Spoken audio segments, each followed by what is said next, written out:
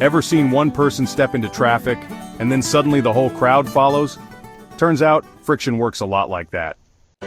Physicists in Amsterdam studied what happens when two surfaces start to slide. They pressed a smooth silicon block onto a rough one, and looked closely at how friction changes under pressure.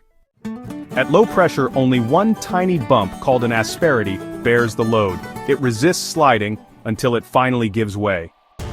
But add more pressure and more asperities touch. Once a few slip, they trigger the rest, like a chain reaction. The result? The surface actually slides more easily. Surprisingly, the more pressure you apply, the less resistance you get. It's a crowd effect, just at the nanoscale. This finding matters. It could improve precision in tiny electronics, and even help us understand how earthquakes begin. From crowded streets to tectonic plates, friction has more in common with human behavior than you'd think.